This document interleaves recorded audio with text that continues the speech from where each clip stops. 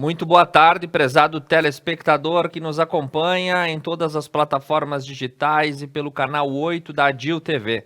Inicia agora o Expresso Meio-Dia, notícia, jornalismo e informação na hora do seu almoço. Nesse momento, em Nova Prata, fazem 25 graus, a temperatura é abafada e a previsão é que rajadas de vento e chuva possam ocorrer na parte da tarde. E justamente sobre isso, nós iniciamos o nosso editorial com os alertas vindos da Defesa Civil do Estado do Rio Grande do Sul, informando que chuvas associadas a temporais com ventos em forma de rajadas podem acometer todo o estado, em especial a metade sul e a região da fronteira com o Uruguai. Relatos do final dessa manhã já traziam a ocorrência de chuva de granizo em Jaguarão, que teria danificado parte das moradias da cidade. Em caso de emergência, a Defesa Civil pede que se entre em contato pelos telefones 199 ou 193. E as rajadas de vento estão estimadas entre 80 quilômetros para as próximas 6 horas, podendo acontecer em várias regiões do estado do Rio Grande do Sul.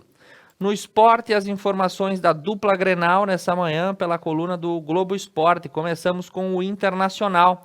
Ramírez repete o início de Aguirre e tem o Inter ainda em adaptação ao novo estilo após 10 jogos. O técnico espanhol começa o trabalho pelo Colorado com um aproveitamento de 63% em 10 partidas, com um modelo de jogo que ainda passa por implementação.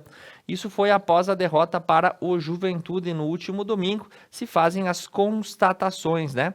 O treinador repete a marca do outro estrangeiro, que era Diego Aguirre, que chegou o uruguaio em 2015 e na temporada arrancou com 5 vitórias, 4 empates e 1 derrota. Ramírez, por sua vez, constrói seu aproveitamento com 6 vitórias, 1 empate e 3 derrotas, ainda fazendo a implementação do seu modelo de jogo. No lado tricolor, as notícias do Grêmio falam também do técnico novo que é recém-chegado na arena. Com a carga de trabalho, a variedade de atividades e o planejamento, Thiago Nunes empolga o elenco no seu começo no time do Grêmio. O tricolor também detecta uma melhora em parâmetros físicos do elenco com a nova comissão de trabalho a partir do preparador Haverson Pimentel.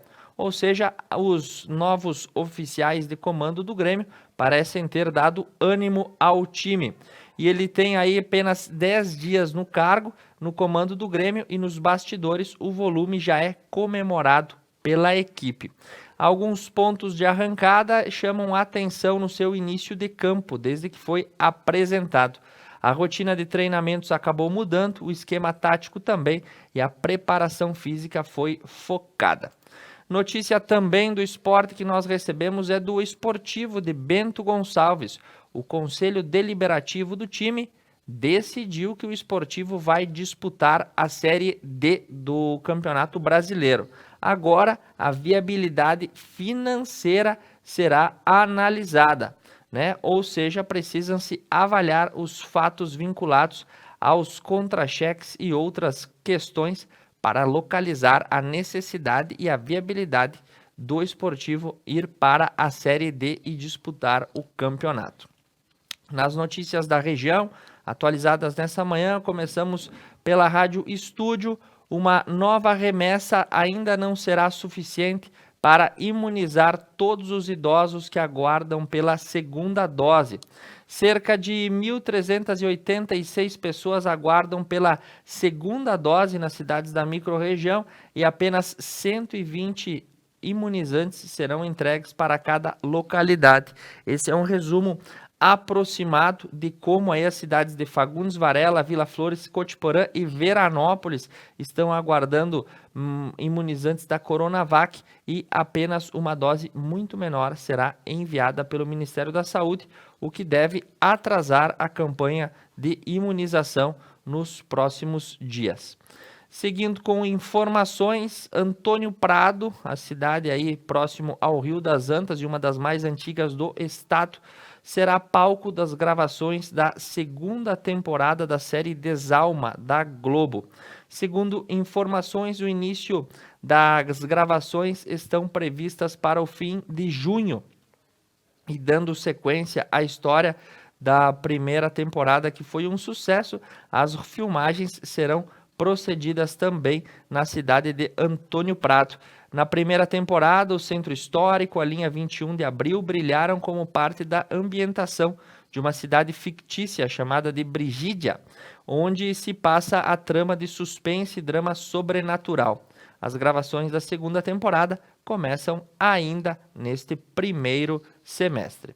Seguindo com as informações que nós temos para Bento Gonçalves, vem aí iniciam as vendas dos ingressos para o popular Jantar do Codeguim.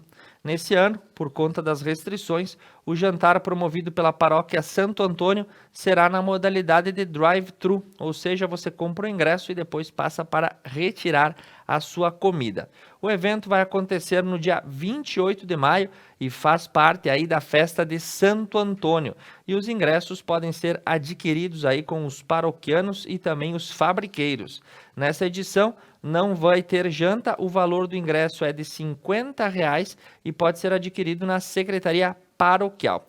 No kit que será entregue junto ao estacionamento das 19 às 21 horas do dia 28 de maio, além do codeguim já cozido, as pessoas poderão degustar outros pratos típicos como polenta, fortaia, radite, galeto, salame, queijo, além de uma porção de sagu com creme, ou seja, para abrir o apetite nesse meio-dia para você, as informações de Bento Gonçalves. Em Farroupilha, pelos destaques da Rádio Espaço, de acordo com um dos dirigentes da cidade, os números estão caindo, mas não podemos baixar a guarda, destaca o médico responsável aí por diversos atendimentos na cidade de Farroupilha. Paulo Kern é diretor técnico do ProSaúde e está na linha de frente de combate ao coronavírus. Ele afirmou que os números estão melhores do que se restava no mês passado, contudo, ainda não é hora de baixar a guarda. Para o médico, é possível que a doença tenha ainda mais 1 ou 2 picos em razão do inverno ou até mesmo do retorno às aulas e o atraso nas imunizações. Então, todo cuidado acaba sendo pouco neste momento. Por falar em atraso na imunização, a Serra Gaúcha receberá 51.930 doses de vacina contra a Covid.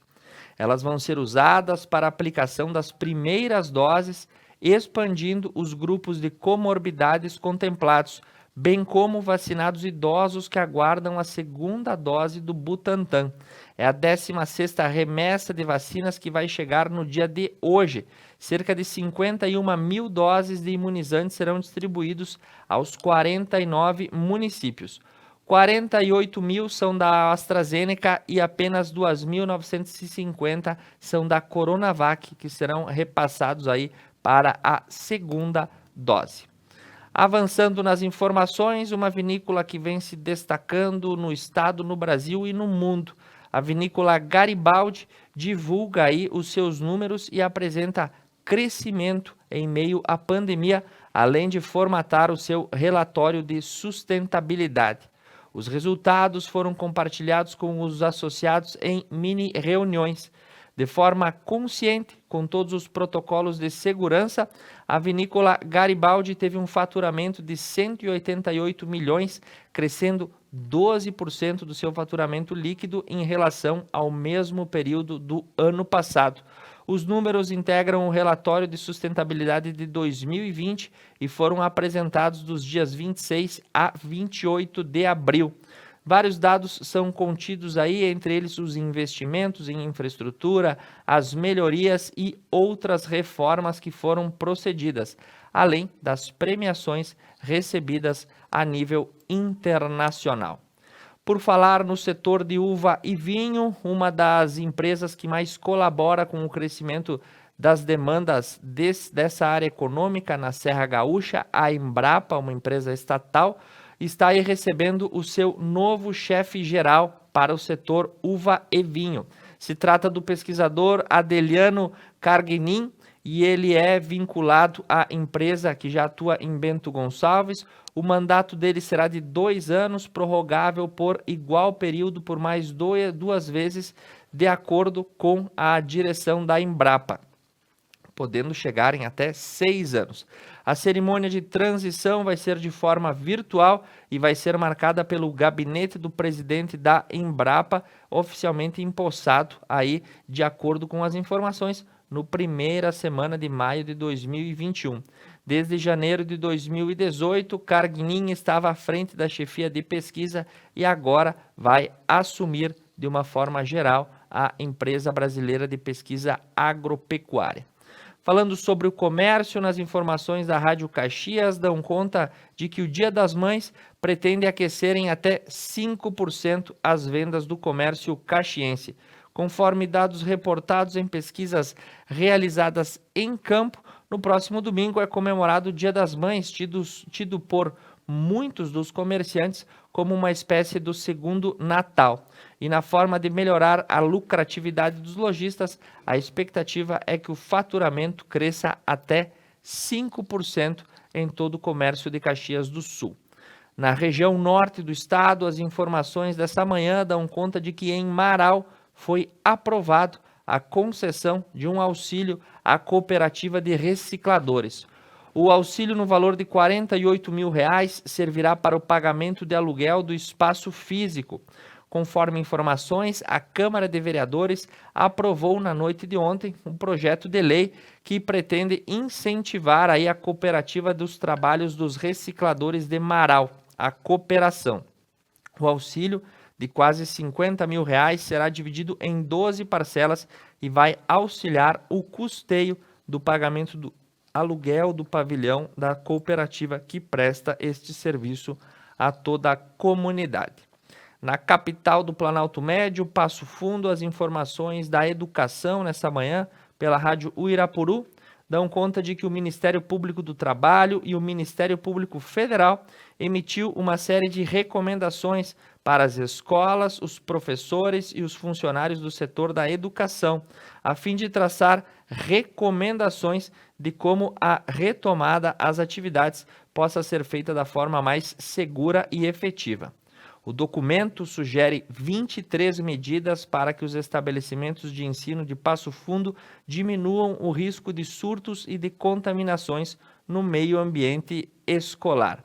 Seguindo com informações para Passo Fundo, a Prefeitura divulga o resultado do programa Minha Rua com Asfalto. Segundo informações, a votação popular escolheu as ruas prioritárias para asfaltamento. Ela foi feita de maneira online e 1.500 pessoas participaram, ajudando a definir qual é o destino das verbas voltadas para o asfaltamento de vias públicas. E segundo informações, os trechos escolhidos são na rua João Rocha, trecho entre a Genésio Schiasi e a João Schieleiro, no bairro Jerônimo Coelho, que obteve 20% das votações, e também a Niterói, entre o trecho da João Pereira Bilhar e a Avenida Rio Grande, no bairro Valinhos, que obteve 17% da votação. Então serão as duas ruas a serem contempladas pelo asfalto. Em Giruá, dando continuidade às notícias do estado que nós temos nessa manhã, um agricultor foi surpreendido.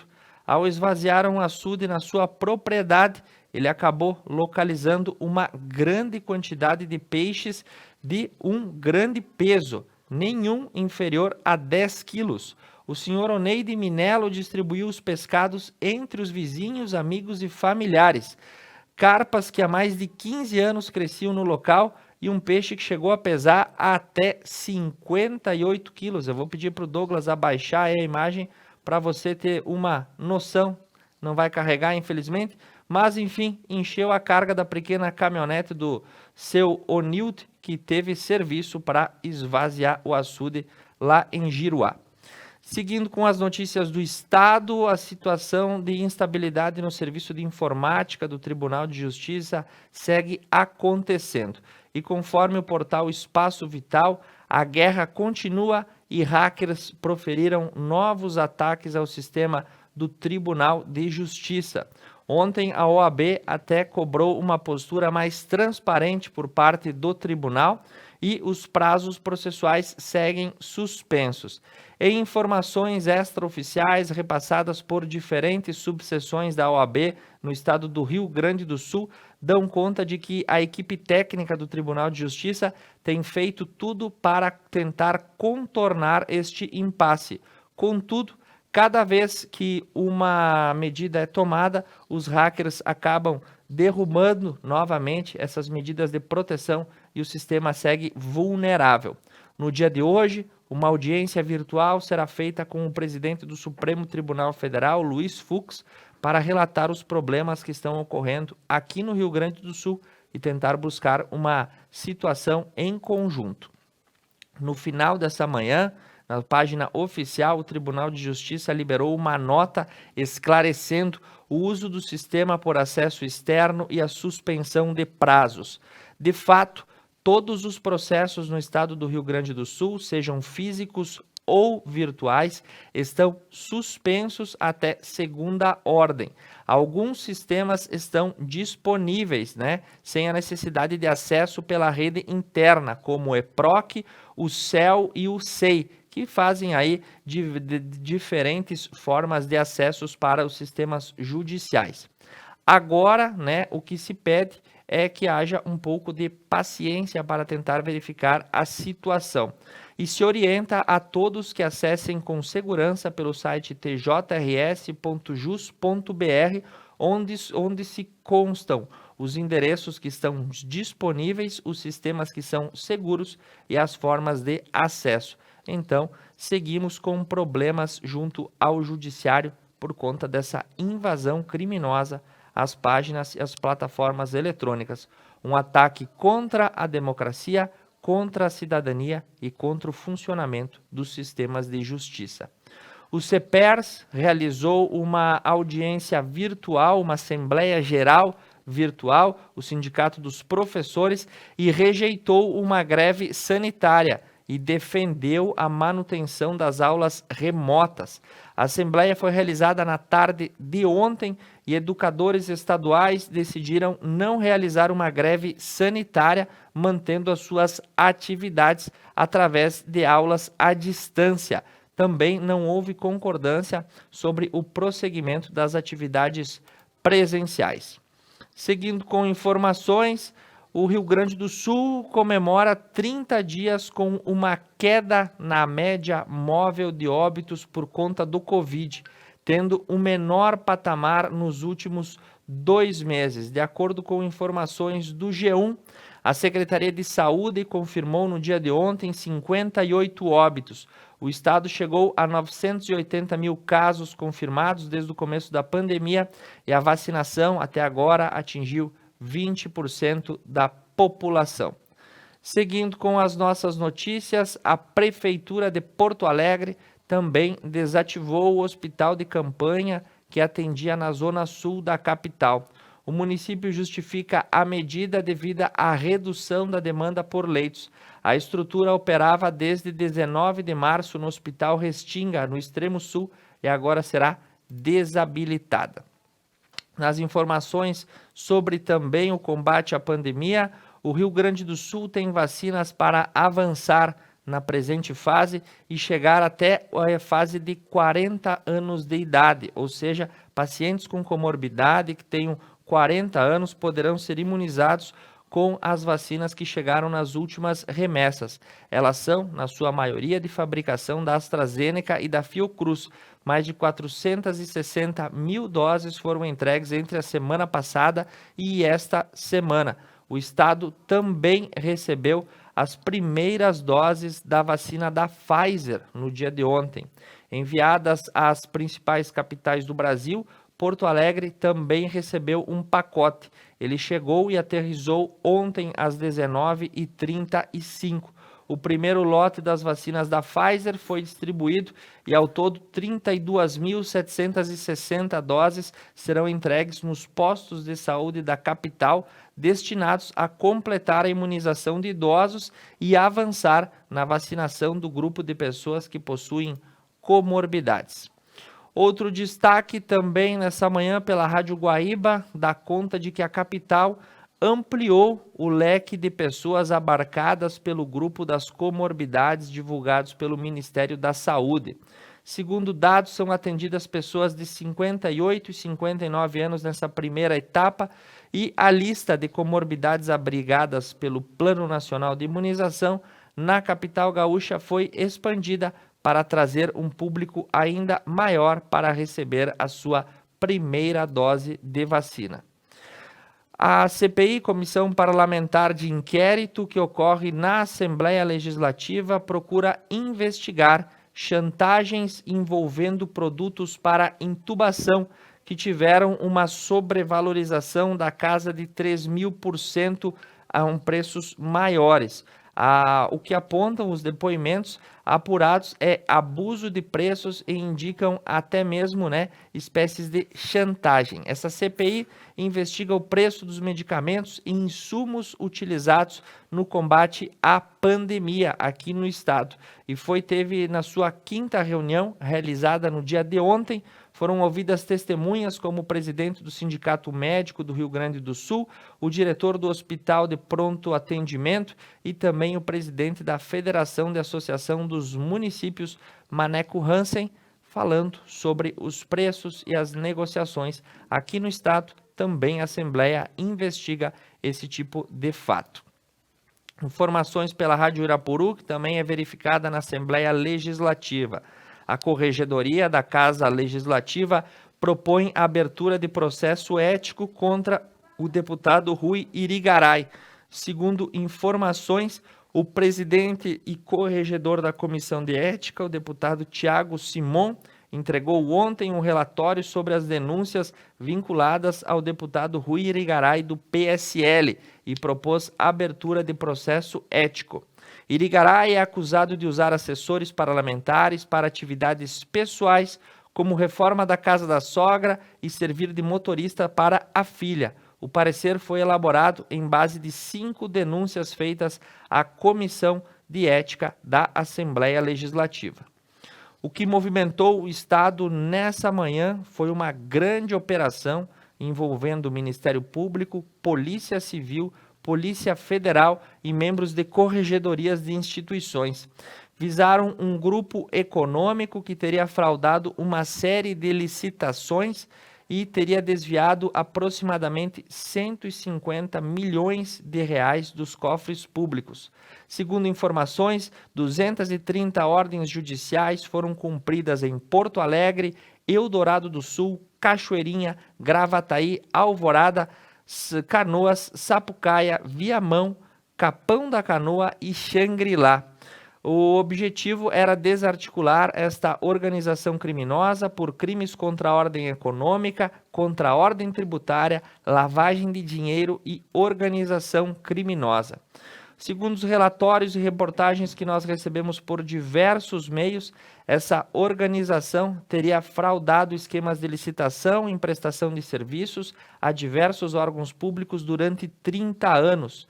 Os valores totais dos contratos ultrapassam o valor de R$ 1 bilhão e também se suscita aí os desvios de cerca de 150 milhões que teriam sido fraudados. Ordens de indisponibilidade de bens e bloqueio de contas foram deferidas, 5 prisões foram realizadas e também as empresas envolvidas nesse esquema respondem por mais de 11 mil ações trabalhistas. Isso também é investigado pelo grupo que deflagrou a Operação Union, liderado pelo Ministério Público, pela Polícia Civil, pela Polícia Federal e também outros órgãos que estavam atuando nesse fato. Já que estamos falando de segurança, um fato que ocorreu nessa manhã no estado vizinho em Santa Catarina acabou pegando de impacto, todos os meios de comunicação. O fato ocorreu por volta das 10 horas, um adolescente armado com uma espada invadiu uma creche e acabou levando a óbito até o momento que se sabe uma professora e também 2 crianças. As informações estão chegando a todos os momentos e, segundo a Polícia Civil, o suspeito foi apreendido tentando cometer suicídio. O crime ocorreu na manhã dessa terça-feira na cidade de Saudades, que fica a 600 quilômetros de Florianópolis, próxima aí a Chapecó, no oeste catarinense. Segundo informações que estão recebendo, ainda nem todas são oficiais, o sujeito, que tem na casa entre 14 e 18 anos, não foi divulgado ainda nem o nome nem a idade correta, acabou invadindo nessa manhã uma creche portando uma espada. E com base na arma branca, ele acabou vitimando quem viesse pela frente. Uma professora foi a óbito, 2 crianças também vieram a óbito no local. Segundo informações atualizadas,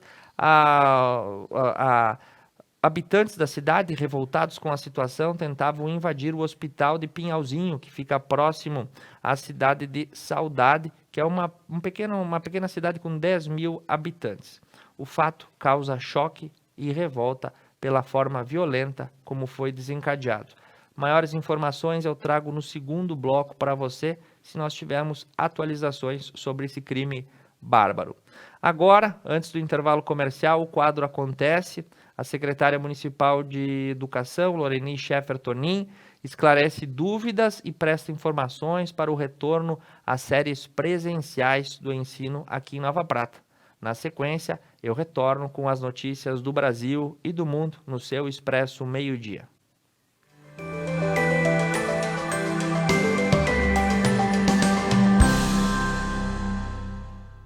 Após diversas semanas de suspensões das aulas presenciais, nesta semana nós iremos retornar com as atividades aqui no município de Nova Prata. A secretária de Educação, Loreni, nos explica como serão os protocolos que serão adotados nesta semana. As aulas agora a gente está bem otimista de que realmente vão acontecer. Então a gente ficou nessa dúvida, né, nessa indecisão por algumas semanas, né? Toda segunda a gente pensando que voltaria.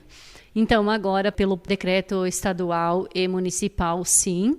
Alguns municípios já voltaram e o nosso então volta na terça-feira com a creche, pré-escola e de 1º ao 5º ano. Então a gente organizou dessa forma para ter um tempo para essa indecisão se caso viesse de novo acontecer alguma liminar, tá? E na quarta-feira de 6º ou 9º ano. Então a gente já conversou com as escolas, com as GIRES, está tudo organizado. Por que de terça e quarta também? Cancelamos, né, por várias semanas a dedetização das escolas. Então, esse processo acontece dia 30 e segunda-feira, então, a limpeza das escolas, organização, para receber os alunos da melhor maneira, né, com todos os cuidados, com todos os protocolos, e fazer esse reinício, então, com muito amorosidade, né, com muito acolhimento a todos. E a gente agradece, assim, muito os pais, as famílias, né, que souberam entender esse momento, mesmo eles desejando que ela começasse nesta semana, né? Então existem programações, planejamento que muitas vezes elas têm que acontecer para o melhor lá na escola.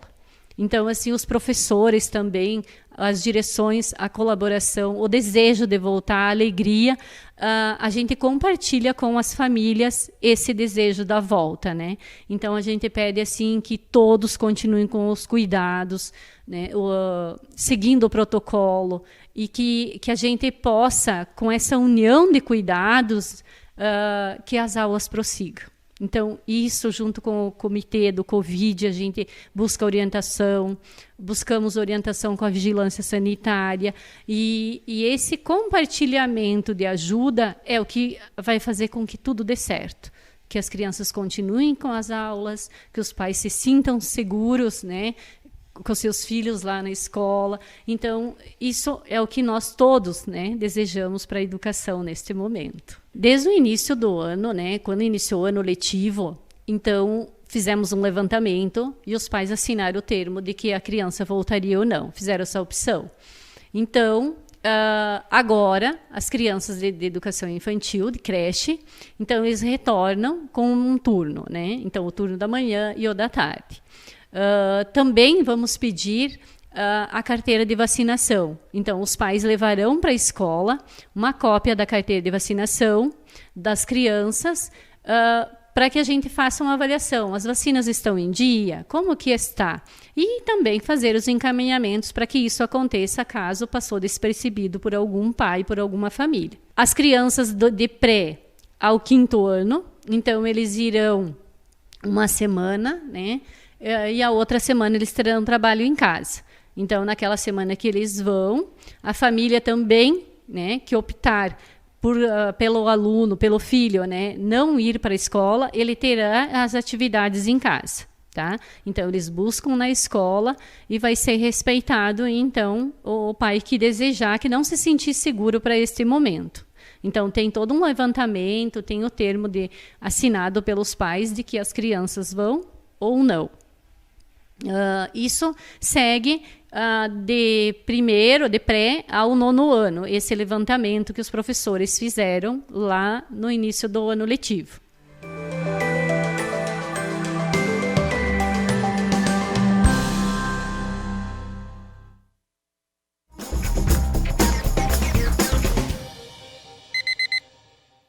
Há 20 anos no mercado de móveis e decorações, a Interni é referência em qualidade e bom gosto. Uma loja multimarcas com produtos selecionados de móveis e decorações. Desenvolve ambientes para inspirar você a compor seu espaço, garantindo personalidade, beleza e conforto ao seu estilo de vida. Interni, móveis e decorações. A Casa do Doutor chega a Nova Prata e região, oferecendo materiais de qualidade para os profissionais da área da saúde. Casa do Doutor, qualidade e facilidade a favor da saúde. Toda quinta-feira você se diverte com o B-Night, né? Mas B-Night também é cultura, não é verdade, Casca? Professor, escritor, historiador e maestro, eu estou falando de Geraldo Farina, estará contando a sua história e muitas outras histórias da nossa região aqui nesse sofá.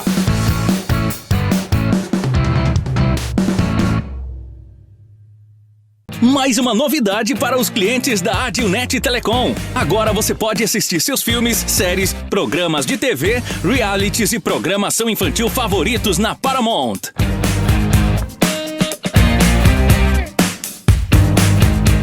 Na Paramount+.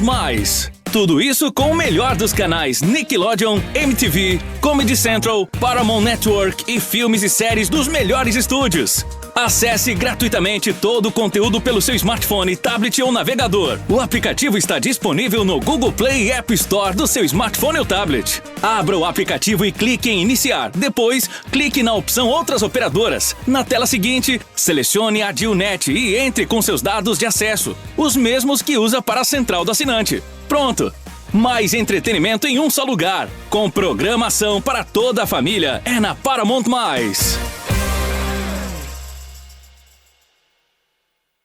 A GW Publicidade está elaborando o novo Guia Telefônico de Nova Prata 2021, sendo este o 15º ano consecutivo. Ao receber a visita de nosso representante, reserve espaço para o anúncio de sua empresa. O pagamento do anúncio só será efetuado após a publicação do mesmo. Além da versão impressa, também disponibilizamos o seu guia na versão online. Representante para Nova Prata, Júlio César Lazarotto, 99973-9993. E GW Publicidade, 3632-4001. Superar este momento, em que o mundo une esforços pelo bem de todos, em que estar distante das pessoas é a maior demonstração de amor, em que o cuidado nunca se fez tão necessário. A saúde tem sido a prioridade. Para nós, ela sempre foi. Cuidamos de mais de 18 milhões de pessoas para que elas possam viver mais e melhor. superar este momento juntos. Esse é o plano. Unimed. DigiDoctor Odontologia. Contamos com consultório odontológico 100% digital, com técnicas inovadoras e procedimentos especiais ao seu alcance. Aqui reabilitamos nosso paciente em sua essência, contemplando as regiões oral e facial com análises prévias que a odontologia digital oferece. Assim, o paciente saberá seus resultados antecipadamente. DigiDoctor Odontologia. Super Cassol. Padaria, fornadas diárias que garantem um pão fresquinho. Açougue, higiene, procedência e qualidade nos cortes. Fruteira, entregas diárias para garantir a qualidade. Floricultura, flores para alegrar seus ambientes. Super Cassol, o prazer de comprar entre amigos.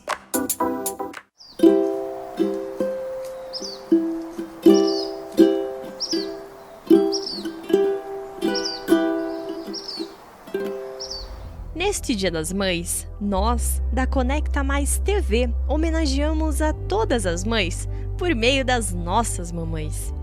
Esta homenagem vai àquela mãe de ontem, àquela mãe de hoje, àquela mãe de sempre, pois mãe é mãe. Não importa o tempo, a situação e muito menos a dificuldade. Mãe cuida, mãe abraça, mãe é carinho e dedicação. A todas as mães, um lindo Dia das Mães.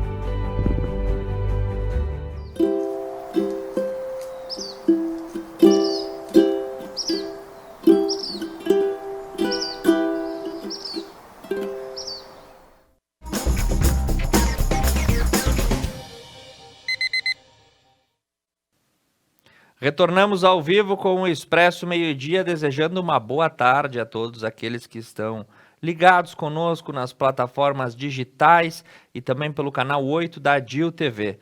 Nós contamos com o apoio da Universidade de Caxias do Sul, Campus Nova Prata e também da funerária DEC Giovanni.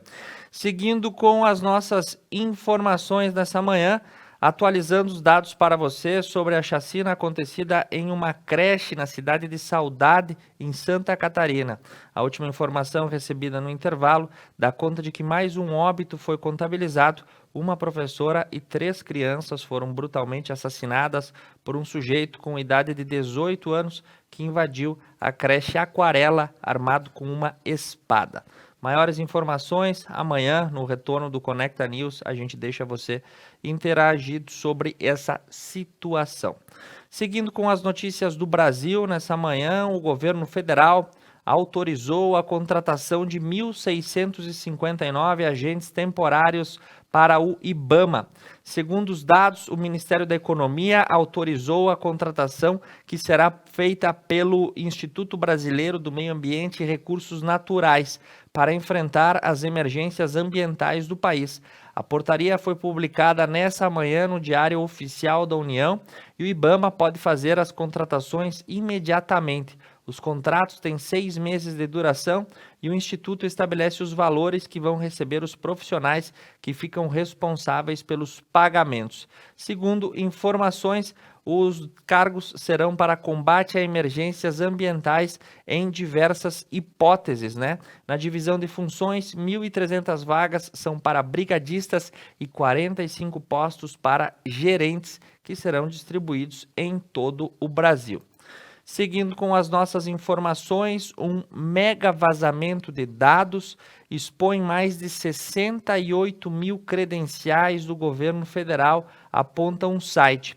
Um banco de dados com 3,28 bilhões de senhas ligadas a governos do mundo inteiro teriam sido vazados na internet e servidores públicos brasileiros tiveram aí seus dados compartilhados. Segundo informações, 68 mil dados são credenciais brasileiras, ou seja, vinculadas a servidores públicos brasileiros com dados de acesso, senha e outras situações. e esses dados estão sendo compartilhados nos núcleos da Deep Web. Segundo um ranking, o Brasil ocupa o 4º lugar na lista de senhas de governos mais vazados. Outros países como Reino Unido, Austrália, Canadá e África do Sul, México e França também foram afetados nesse saque de dados fundamentais. Falando sobre economia, um dado estatístico. O endividamento dos mais pobres acabou crescendo no Brasil durante a pandemia, aponta um estudo. Segundo a pesquisa feita pela Fundação Getúlio Vargas, 22,3% da população com renda mensal de até R$ 2.100 se endividou no mês passado. Segundo dados apontados, o brasileiro que menos ganha foi aquele que mais teve que contrair, seja juros do cheque especial ou do cartão de crédito ou contraindo empréstimos com parênteses.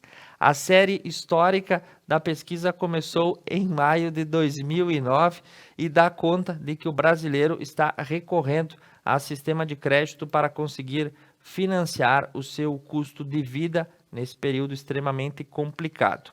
Falando nas dimensões do poder central, o ministro Ricardo Lewandowski, do STF, suspendeu a antecipação de vacinas para policiais e para professores. Segundo decisão tomada na noite de ontem, foi suspensas as ações que correm no Tribunal de Justiça do Rio de Janeiro, que mantinham um decreto estadual que incluía profissionais das forças de segurança e da educação nos grupos prioritários. Com a decisão, deverá ser seguida a ordem de vacinação estabelecida pelo Ministério da Saúde, e essa decisão coloca um impasse muito grande na vacinação dos profissionais da educação, que é uma demanda das mais aguardadas por todos os profissionais. Seguindo com as notícias, falando sobre Brasília, no dia de hoje terá um dia agitado.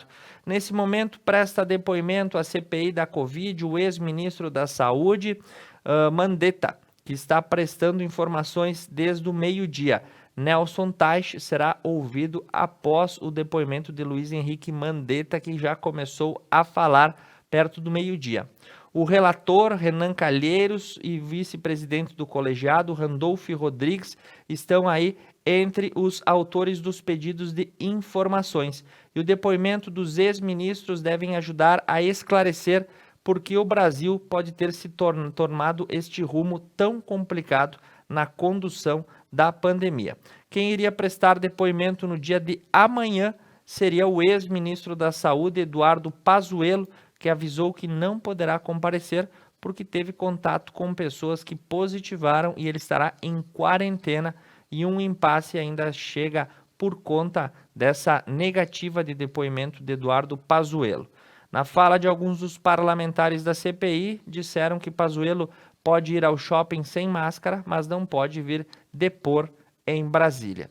Seguindo com informações do Brasil nessa manhã, o apresentador Danilo Gentili revelou nas suas redes sociais que testou positivo para a Covid-19 e pede orações. Ele diz se sentir bem e que toma todos os cuidados e pede para passar por essa fase da melhor forma possível. Quem não está muito bem no seu tratamento é Paulo Gustavo, ator e apresentador que também há quase 30 dias luta contra o Covid em um leito de UTI.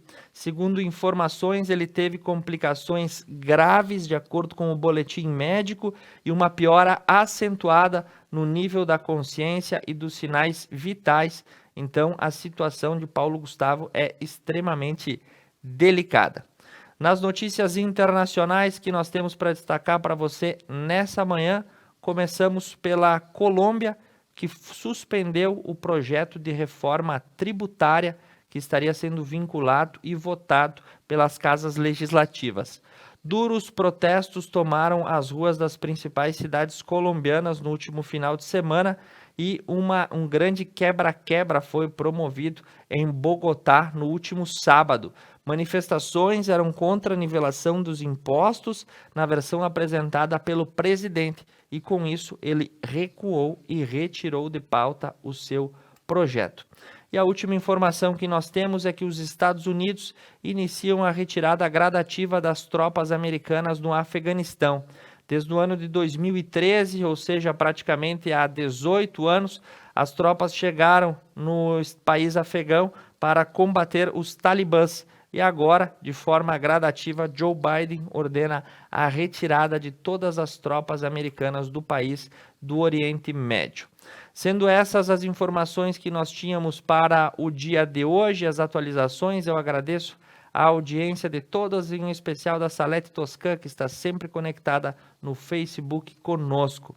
E para encerrar, uma matéria especial falando sobre o Dia das Mães, e você vai conhecer a história da dona Tereza Barros de Barros, que é mãe adotiva de 3 crianças e cuida de todos com muito amor. Amanhã nós retornamos com as principais informações na hora do seu almoço. Esse é o Expresso Meio-Dia pela Conecta Mais TV. Uma boa tarde para você.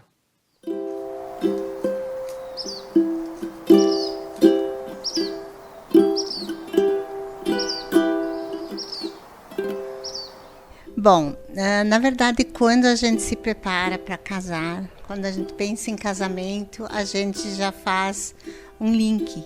Eu vou ter filhos, eu quero ter filhos.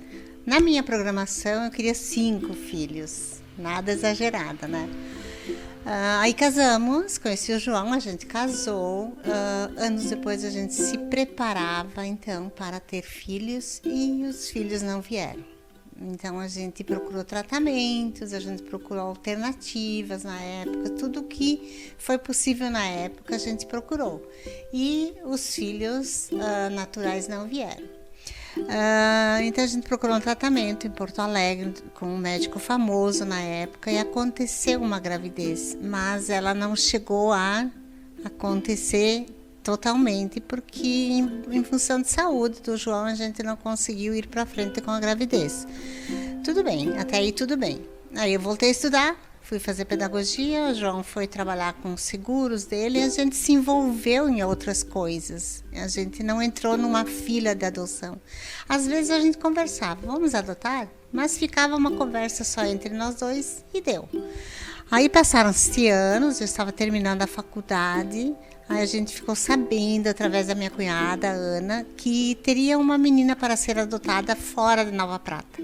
Que todos os casais que estavam na lista queriam meninos, não queriam meninas. Então nós fomos conhecer essa menina. A gente foi lá para ver quem era, como era o processo, porque a gente não tinha lista de adoção, nós não tínhamos entrado em nenhuma lista. Nem aqui na comarca de Nova Prata e nem fora, porque era só uma conversa entre nós dois.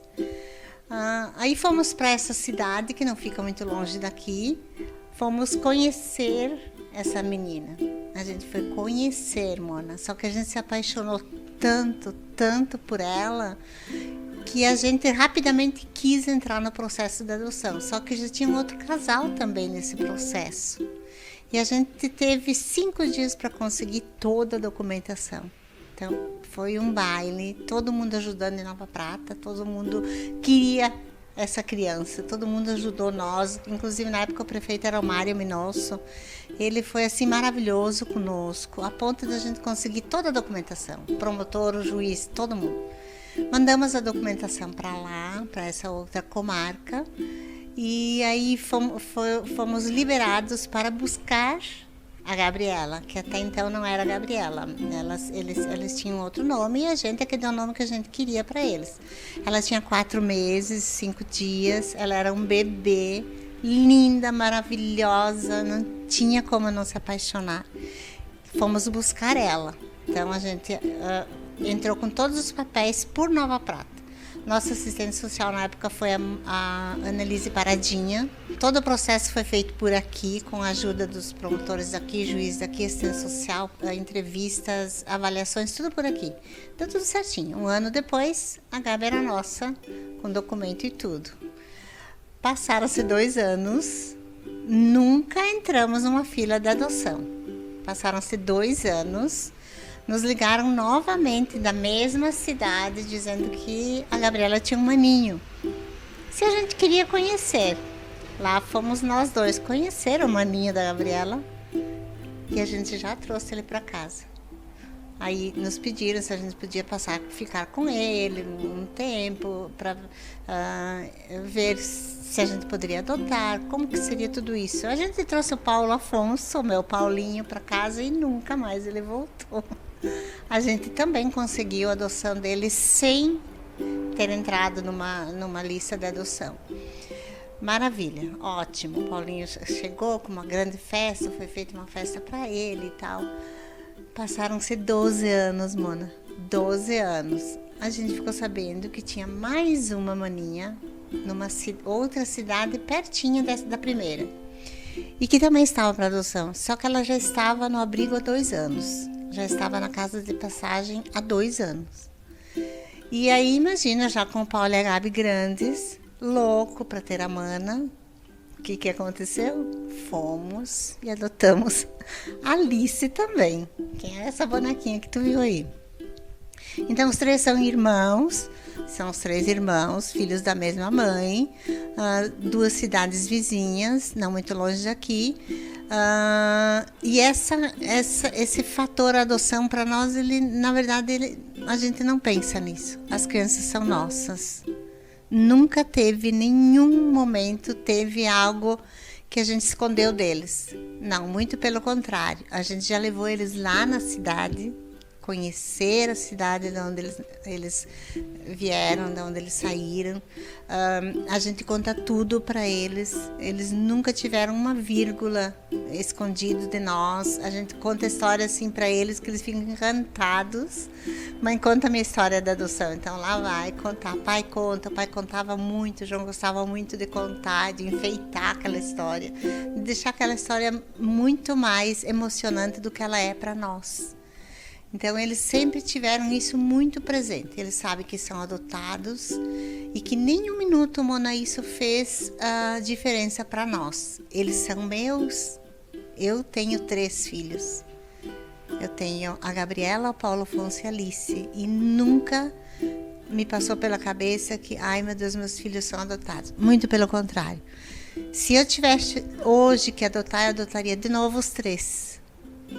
Da mesma forma que foi, porque para nós foi muito grandioso isso, foi uma coisa assim divina, porque as pessoas ficam anos esperando numa lista de inscritos para adotar e o processo é todo complicado.